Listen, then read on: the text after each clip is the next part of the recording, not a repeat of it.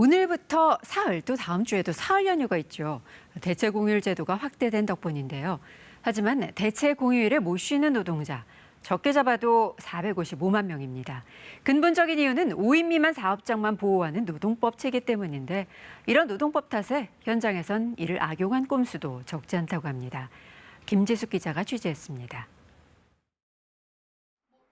분양대 행사에서 상담사로 일했던 김소연 씨. 지난 5월 갑자기 해고를 당했습니다. 일회용처럼 생각을 많이 해요. 짐 싸 그러면 군말 없이 나가야 되는 거예요. 김 씨와 함께 일한 동료는 모두 50여 명.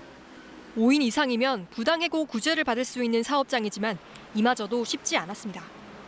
회사가 직원들이 모두 개인 사업자라며 아예 근로계약서를 써주지 않았기 때문입니다. 개인 사업자셨으면 근로 시간이나 장소 같은 건 좀 자유롭게 하실 수 있었어요? 보통은 아침 10시까지 들어가서 출근부 사인을 해요.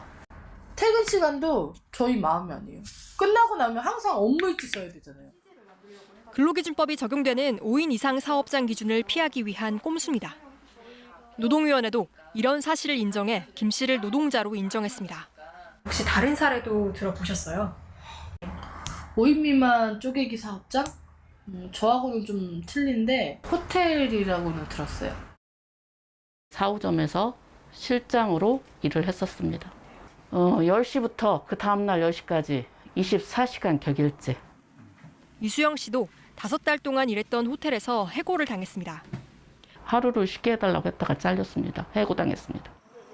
휴일도 야간 수당도 보장하지 않는 작업 환경에 황당한 해고까지. 이런 일이 가능했던 건 5호점까지 있는 이 호텔이 5인 미만 사업장으로 분류됐기 때문입니다. 각 호텔 지점이 모두 별도의 회사로 등록돼 있는 겁니다. 이른바 사업장 쪼개기를 의심할 수 있는 대목입니다. 실제로 같이 일하셨던 분들은 몇 분 정도 되셨어요? 직원적으로 15명 정도? 단톡에 이미 적어도 한 15명 이상이란 말이에요, 기본적으로.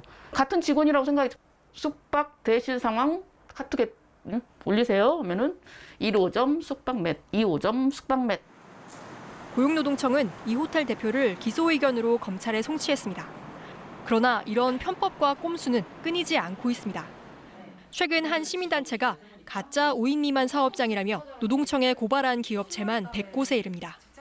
해고나 여러 가지 의무에서 자유롭다 보니까 이제 근로자 자유이용권처럼 일을 시킬 수가 있는 거죠. 우리나라 전체 사업장 가운데 근로기준법 적용을 받지 않는 5인 미만 사업장은 무려 65%입니다. KBS 뉴스 김지숙입니다.